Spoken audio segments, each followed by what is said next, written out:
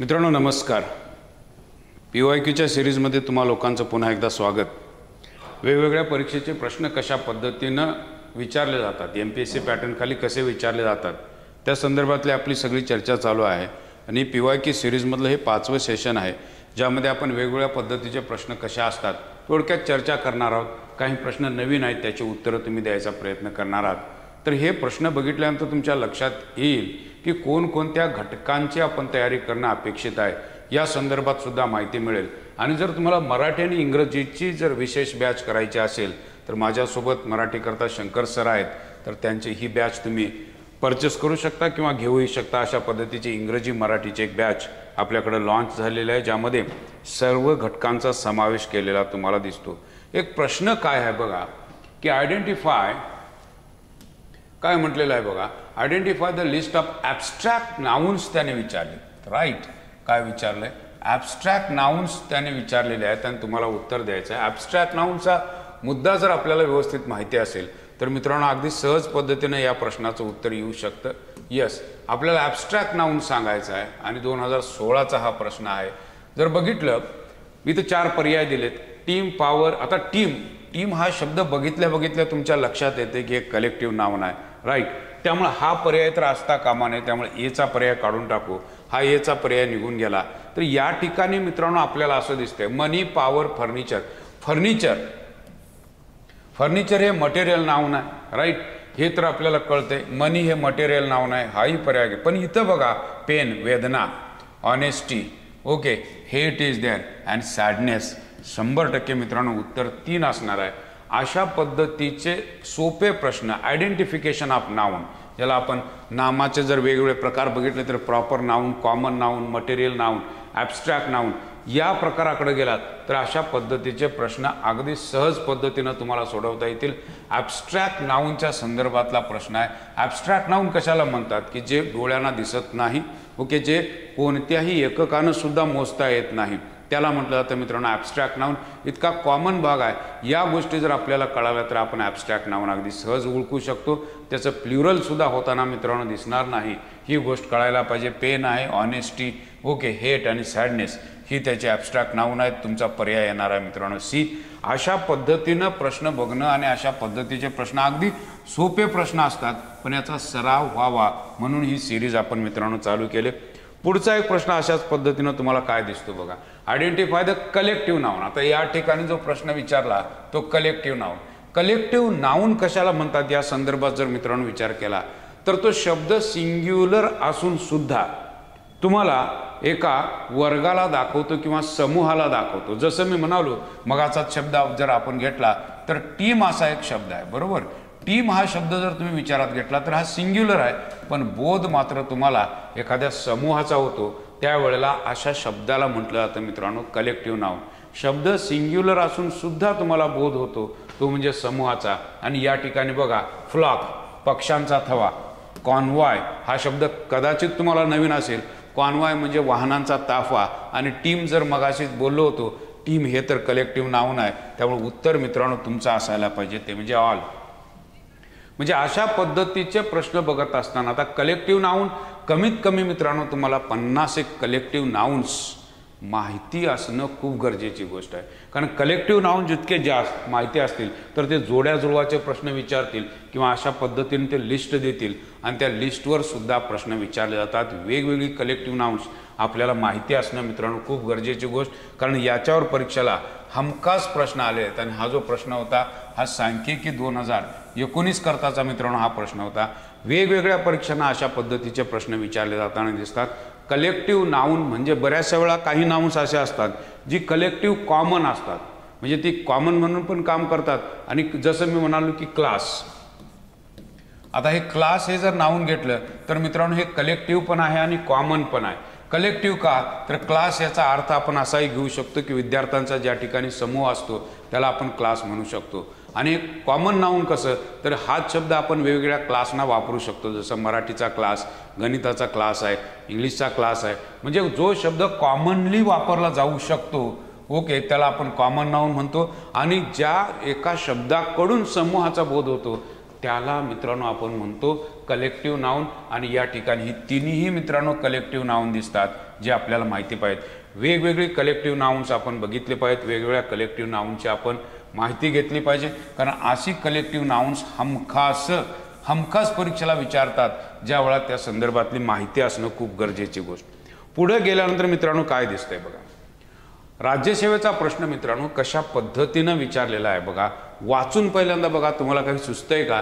त्यांनी विचारलंय identify the sentence having abstract noun.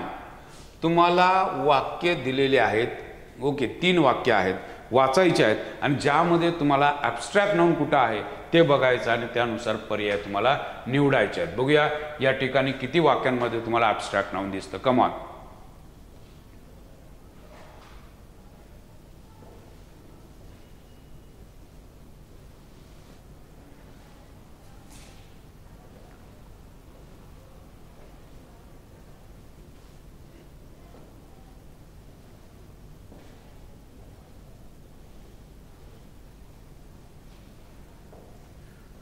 मित्रांनो जर तुम्ही वाक्याकडे बघितलं तर he had no friends or relations and lived in solitude. हे सॉलिट्यूड म्हणजे काय, तर याचा अर्थ आहे मित्रांनो एकांत। तो एकांतात राहत होता आणि नेमकं हे ॲब्स्ट्रॅक्ट नाउन आहे मित्रांनो। काही शब्द नवीन असतात ज्याविषयी आपल्याला माहीतच नसतं, म्हणून मी सतत सांगतोय की सेशन अटेंड करत असताना एक वही आणि पेन तुमच्याकडे असणं खूप गरजेची गोष्ट, कारण ते शब्द तुम्ही लिहून घेऊ शकता। Okay, he had no friends or relations and lived in solitude, एकांत आहे। We were rivals but felt no enmity. हे बघा, इनमिटी म्हणजे शत्रुत्व आणि हे सुद्धा मित्रांनो ॲब्स्ट्रॅक्ट नाउन आहे, लक्षात ठेवा। याचा अर्थ आहे शत्रुत्व, म्हणजे हे शब्द मित्रांनो आपल्याला माहिती पाहिजेत। शत्रुत्व, enmity, okay. We were rivals but I felt no enmity for her. There navy consist of over 60 ships. मित्रांनो या ठिकाणी शिप्स हे नाउन आहे, ओके, पण ते ॲब्स्ट्रॅक्ट नाउन तर होणार नाही। यात कोणतंही तुम्हाला मित्रांनो ॲब्स्ट्रॅक्ट नाउन दिसत नाही, ए आणि बी, आणि त्यामुळे मित्रांनो उत्तर तुमचं जे असायला पाहिजे ते म्हणजे 1 नंबरचा पर्याय तुमचा बरोबर असायला पाहिजे। म्हणजे अशा पद्धतीचे प्रश्न पुन्हा एकदा सांगतो, राज्यसेवेपासून PSI STI सगळ्या घटकांसाठी मित्रांनो हा घटक अत्यंत महत्त्वाचा आहे, कारण याच्यावर प्रत्येक परीक्षेला कुठं ना कुठं तरी मित्रांनो आपल्याला प्रश्न विचारलेले दिसतात आणि हे प्रश्न सोडवता येणं खूप गरजेची गोष्ट आहे।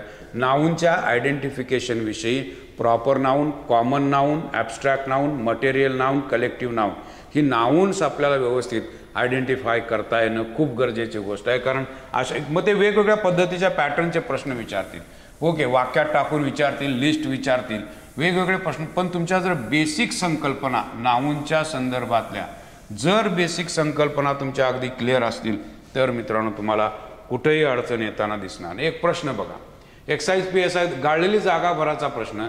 शी would prefer dash travel early, okay, rather dash during peak hours.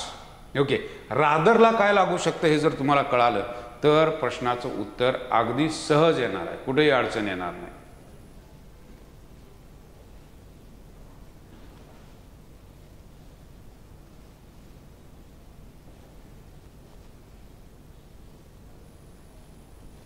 Yes, आता रादर ध्यान असं आपण कायम वापरतो बघा। रादरला काय लागतं, रादर ध्यान, आणि प्रेफरन्स टू येतं, म्हणजे एक गोष्ट लक्षात यायला पाहिजे या 2 शब्दांकडे जर, आणि हे प्रश्नपत्रिकेत सतत प्रश्न आहेत की जे मला माहिती पाहिजेत। रादर ध्यान, ओके, म्हणजे रादरला ध्यान लागतं आणि प्रेफरला टू लागतं। गिव्ह प्रेफरन्स टू आपण म्हणतो, हा पर्याय मित्रांनो निघून जाईल, हा पर्याय बरोबर येईल। हे 3 नंबर गेलं। म्हणजे बेसिक जर तुम्हाला व्यवस्थित माहिती असेल तर अशा पद्धतीच्या प्रश्नांची उत्तरं काढता येणार। आणि हा प्रश्न बघा, एक्साइज PSI 2011 करताचा मित्रांनो हा प्रश्न आहे। इतके सोपे प्रश्न, म्हणजे प्रश्न अगदी सोपे आहेत, फक्त एक बेसिक टप्पा जर आपला पूर्ण झाला असेल तर मित्रांनो कुठेही अडचण येताना तुम्हाला दिसणार नाही। पुढचा प्रश्न कशा पद्धतीने आहे बघा, she cut a sad figure. मित्रांनो याला त्यांनी अंडरलाईन केलेले आहे आणि याला रिप्लेस करायचं आहे तुम्हाला। She cut a sad figure in her first performance on the stage. Okay, तिचा हा फर्स्ट परफॉर्मन्स आहे, यासाठी योग्य फ्रेज तुम्ही कोणती वापरणार आहात ती फ्रेज जर तुम्हाला माहिती असेल तर मित्रांनो अशा पद्धती म्हणून इडम्स असतील, फ्रेजेस असतील, वन वर्ड सबस्टिट्यूट, पॅराजंबल, या ज्या बारीक सारीक ज्या सगळ्या गोष्टी आहेत या माहिती असणं खूप गरजेची गोष्ट. 30 सेकंदाचा वेळ तुमच्यासोबत आहे. या प्रश्नाचं उत्तर काय असावं? कमॉन.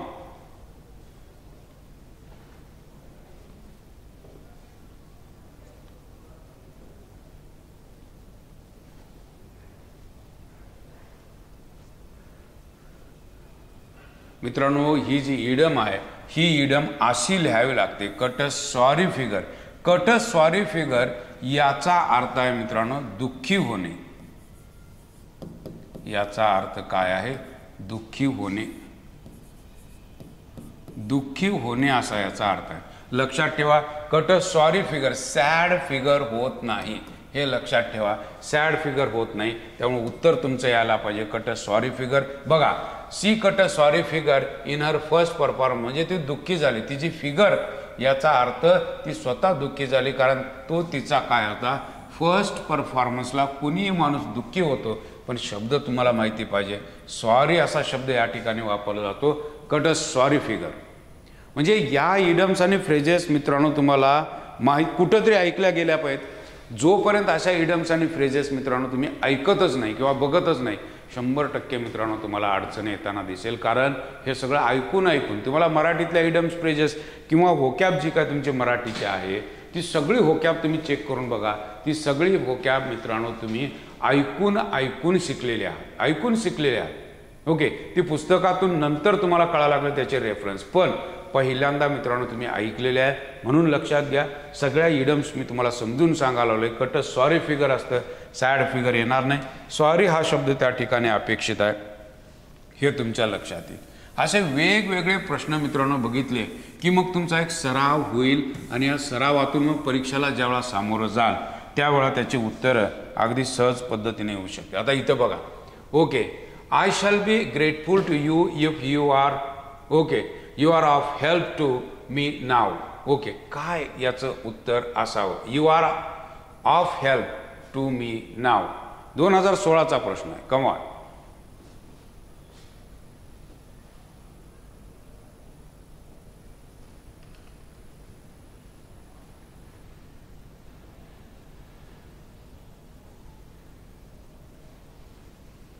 मित्रांनो एक साधी गोष्ट या ठिकाणी लक्षात ठेवा. एक कंडिशन आहे, जी कंडिशन तुम्ही व्यवस्थित जर माहिती असेल तर या प्रश्नाचं उत्तर अगदी सहज येऊ शकतं. तर एक कंडिशन अशी आहे की जिथं तुम्हाला सिंपल प्रेझेंट, बघा मी काय सांगायला लागलोय, सिंपल प्रेझेंट आणि सिंपल फ्युचरचं कॉम्बिनेशन वापरावं लागतं. सिंपल प्रेझेंट आणखी सिंपल फ्युचरचं कॉम्बिनेशन वापरावं. आता या ठिकाणी बघाल I shall be grateful to you. Okay, इथं आहे I shall be grateful to you. या ठिकाणी बघितलं तर हा मित्रांनो सिंपल प्रेझेंट आहे. बरोबर, काय आहे? सिंपल प्रेझेंट आहे. हा तर सिंपल प्रेझेंट आहे, I shall be grateful to you. याचा अर्थ या समोरच्या वाक्यामध्ये मित्रांनो सिंपल प्रेझेंट टेन्सचा वापर करायला पाहिजे, कारण इथं सिंपल फ्युचर तर पहिल्या ठिकाणी वापरलेला आहे, या ठिकाणी सिंपल प्रेझेंट टेन्स वापरला पाहिजे. आणि कायम एक गोष्ट लक्षात घ्या, इफचं जे हे समोरचं वाक्य असतं हे कायम सिंपल प्रेझेंट टेन्समध्ये असतं. त्यामुळे हा भाग मित्रांनो इथं चुकीचा आहे. या ठिकाणी if you help me now हे हेल्प मी यायला पाहिजे, कारण जर त्या ठिकाणी हेल्प घेतलं, याच्यानंतर मित्रांनो हेल्प घेतलं तर हा सिंपल प्रेझेंट टेन्स होईल. If you help me now अशा पद्धतीनं मित्रांनो ही कंडिशन, कायम ही कंडिशन लक्षात ठेवा. Simple present tense combines with the simple future tense. त्यात सिंपल फ्युचर टेन्स कदाचित पहिल्यांदा येऊ शकतो, मग पुढं तुम्ही सिंपल प्रेझेंट टेन्स वापरा. किंवा असंही होईल की सिंपल प्रेझेंट टेन्स सुरुवातीला येईल, समोर तुम्हाला सिंपल फ्युचर टेन्स वापरायचा. इतकं साधं लॉजिक, म्हणजे या गोष्टी तुम्हाला कळणं अपेक्षित आहे. साध्या साध्या गोष्टी आहेत. या कंडिशनल सेंटेन्सेसवर हमखास परीक्षेला प्रश्न विचारले जातात, सिंपल प्रेझेंट आणि सिंपल फ्युचरच्या संदर्भात. या गोष्टी समजून घ्या, कारण अशाच पद्धतीचे कोणतीही परीक्षा घ्या, हे TATला विचारले, MPSC खाली तर हमखास या कंडिशनल सेंटेन्सवर तुम्हाला प्रश्न दिसतात. अगदी त्याचे उत्तर 10 सेकंदाच्या आत काढता येणं शक्य आहे. यस, तर अशा पद्धतीनं मित्रांनो आजच्यासाठी आपण काही नवीन प्रश्न बघितले की या प्रश्नांकडे आपण कशा पद्धतीनं बघू शकतो हे आपल्याला कळालं आहे. आजच्यासाठी याच ठिकाणी थांबू. आणखी काही नवीन प्रश्न अशाच पद्धतीने वेळ मिळतो त्यावेळेला आपण बघत जाणार आहोत. Thank you very much.